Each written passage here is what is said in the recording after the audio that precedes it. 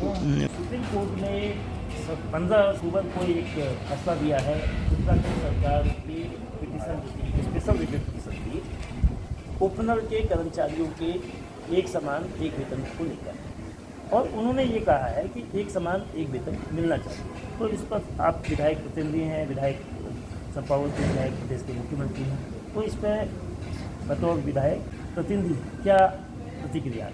आज ओपनल कर्मचारी संगठन के बैनर तले ये शिष्टमंडल मिलने आया है। आपने बताया कि नियमितीकरण के बारे में, और मैं माननीय मुख्यमंत्री जी के संज्ञान में ये बात लाऊंगा। और जैसा कि हमारे प्रदेश के माननीय मुख्यमंत्री जी इस प्रदेश में युवाओं के रोजगार के संबंध में बहुत काम कर रहे हैं और बहुत ऐतिहासिक निर्णय ले रहे हैं, नकल विरोधी हो, कृषि हो, तो अन्य कई ऐसे जो पूरे देश में एक उदाहरण बना है।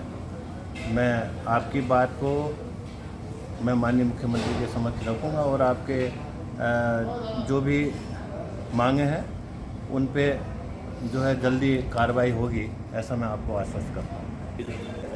नमस्कार, मैं चंद्रशेखर जोशी, देवभूमि टुडे में आपका स्वागत है। उत्तराखंड सरकार को 15 अक्टूबर को एक झटका लगा है, ये तगड़ा झटका है, लेकिन सुप्रीम कोर्ट के इस फैसले से प्रदेश के 25,000 से अधिक ओपनर के माध्यम से लगे कर्मचारियों को राहत और सौगात, विजयदशमी और दिवाली के बीच जो उत्सव के बीच उनका एक उल्लास मनने की स्थिति बनी है। पूरा मामला क्या है, इसको उत्तराखंड पूर्व सैनिक कल्याण निगम जो उपनल है उस संगठन के जो संविदा कर्मचारी संगठन है उसके जिलाध्यक्ष मनोज गढ़पुटी जी बताएंगे। उससे पहले ये बताना जरूरी है कि रोजगार के भयावह संकट के बीच ऐसे ढेरों कर्मचारी प्रदेश में हैं जो लंबे समय से 1 दशक 2 दशक से सेवा दे रहे हैं, संविदा में हैं,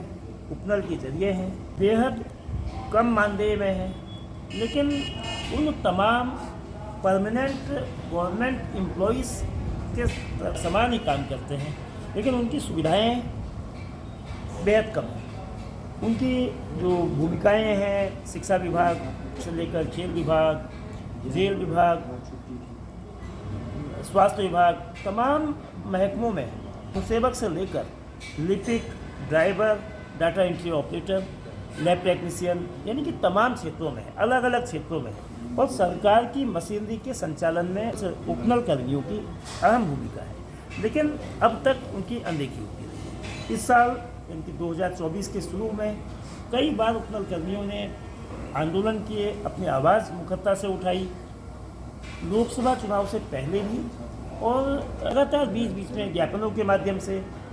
ये जिला, ये क्षेत्र मुख्यमंत्री पुष्कर सिंह धामी का क्षेत्र है, उनके निर्वाचन क्षेत्र है, यहाँ चंपावत है, तो लोगों की जो उम्मीद है इस क्षेत्र से, लेकिन सरकार का जो अपना दृष्टिकोण था, एक स्पेशल पिटीशन यानी कि एक विशेष पुनर्विचार याचिका उपनल कर्मी कुंदन सिंह ने कोर्ट में दायर की थी, एक समान एक वेतन। जो फैसला हाईकोर्ट का था कि उस फैसले के खिलाफ जब मामला सुप्रीम कोर्ट में गया और 15 अक्टूबर को सुप्रीम कोर्ट ने जो फैसला दिया उससे उपनल कर्मियों में खुशी की लहर। उन्हें उम्मीद है कि इस आदेश से उनके भविष्य, उनके आने वाले कल में एक नई रोशनी होगी। दिवाली से 2 हफ्ते पहले क्या ये फैसला उनकी ज़िंदगी को बदलेगा, सीधे उनसे ही जानते हैं। मनोज जी, क्या है ये पूरा मामला, क्या है, आप लोगों की क्या मांग थी, कोर्ट ने क्या कहा और कोर्ट के आदेश को किस तरीके से उपनल कर्मचारी संगठन देखता है? उत्तराखंड उपनल कर्मचारी उत्तराखंड में 2004 से कार्यरत है विभागों में। राज्य के जो भी विभाग हैं, प्रत्येक विभाग में कर्मचारी पूरे मनोयोग से पिछले 20 साल से कार्य कर रहा है। वर्ष 2018 में एक लेटर कुंदन सिंह के द्वारा उच्च न्यायालय नैनीताल को लिखा जाता है, जिसे तत्कालीन जो चीफ जस्टिस थे उनके द्वारा लेटर पिटीशन को PIL में कन्वर्ट करके सुनवाई होती है। तो कोर्ट उसमें उपनल कर्मचारियों के संबंध में राज्य सरकार से पूरा उनका ब्यौरा लेती है, उनकी समस्याओं को लेती है, काउंटर दाखिल करने को कहती है, सरकार अपना काउंटर दाखिल करती है। उसके बाद 12 नवंबर 2018 को इसमें फैसला आता है, जिसमें कोर्ट यह कहती है कि जो कर्मचारी हैं, जो उत्तराखंड उपनल संविदा कर्मचारी है, इस याचिका में इंटरवीनर होता है, वह सारी अपनी बातें कोर्ट को रखता है और कोर्ट को बताता है कि ये 8400 रुपये में हम काम कर रहे हैं और ये हमारा शोषण हो रहा है। तो इसको देखते हुए 12 नवंबर 2018 को फैसला आता है। फैसले में 3 बिंदु मुख्य थे कि उपनल कर्मचारियों को चरणबद्ध तरीके से नियमित किया जाए और 6 माह के अंदर इनको न्यूनतम वेतन दिया जाए और जीएसटी न काटा जाए। तो उस समय भी हमें बहुत एक खुशी थी कि भाई हमारे फेवर में माननीय उच्च न्यायालय से जनहित याचिका में एक फैसला आया है, लेकिन तत्कालीन राज्य सरकार ने इस मामले को लागू करना छोड़ के सर्वोच्च न्यायालय में चुनौती दे दी। कर्मचारियों ने बहुत लंबे संघर्ष के बाद कम मानदेय में इस फैसले का प्रतिवाद किया इस केस में। तो यह केस सुप्रीम कोर्ट में लगभग 6 साल तक पेंडिंग रहा। सरकार ने इसके पीछे बहुत सारी और याचिकाएं भी जोड़ी। 15 अक्टूबर को ये मामला कोर्ट नंबर 7 में आइटम नंबर 64 में लगा, जस्टिस विक्रम नाथ जी की बेंच के सामने। तो उन्होंने राज्य सरकार से पूछा कि यह क्या स्थिति है, आप क्या चाह रहे हैं। हमारे वकीलों ने बताया कि पिछले 20 साल से कर्मचारी काम कर रहे हैं, सरकार हटा भी रही है और नए कर्मचारियों को रख रही है, तो इनका भविष्य अंधकार में है। तो जस्टिस ने एक बार में स्टेट के वकील से पूछा कि ये कौन से कर्मचारी हैं, क्लास 3rd 4th के हैं। तो उनने कहा यस।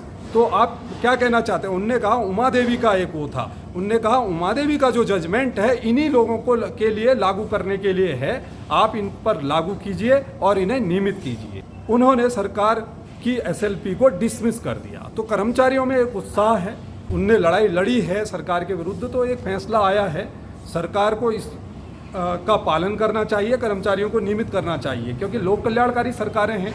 अगर वह इस फैसले का वो अभी ऑर्डर आना है, सरकार देखे और उसके बाद हम चाहते हैं कि इसको चरणबद्ध तरीके से, सरकार को कोई बर्डन नहीं है, कोर्ट ने उसको यही कहा है कि कर्मचारियों को चरणबद्ध तरीके से करिए। जो एक हवा बना दिया गया है कि 25,000 हैं, सरकार ये सोचेगी कि भाई बहुत व्यवहार आ रहा है, ये नहीं होना है।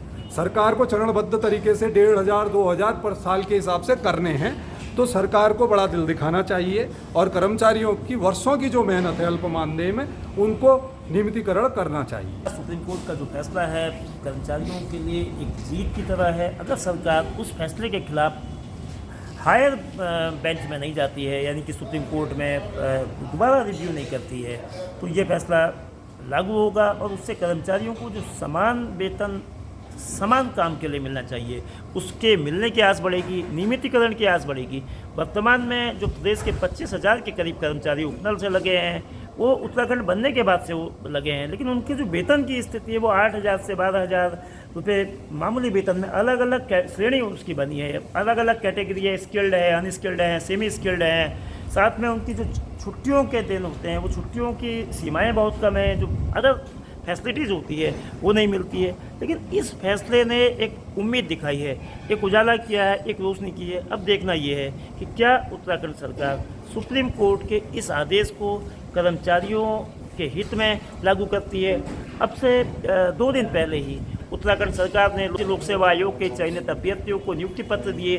तो उपनल कर्मियों को भी उम्मीद है कि प्रदेश के मुख्यमंत्री जो उपनल कर्मियों के परमानेंट रिक्रूटमेंट के लिए सुप्रीम कोर्ट के आदेश के संदर्भ में उन्हें भी नियमित रूप से नियुक्ति देने का काम करेंगे।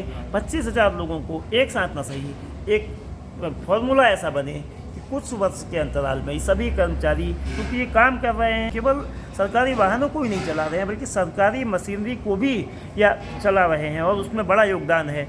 तो इनको नौकरी देकर सरकार न केवल राजनीतिक रूप से लाभ हासिल कर सकती है, केदारनाथ जो विधानसभा का उपचुनाव होना है और आने वाले समय में उसकी लोकप्रियता जो स्तरीय पंचायती और निकाय चुनाव में भी उसको लाभ मिल सकता है। लेकिन सरकार अगर इसमें किसी तरह की हीरा हवाली या सरकार इसमें किसी तरह का नानुकुर की स्थिति करती है तो इसके नुकसान के खामियाजे से भी इनकार नहीं किया जा सकता है।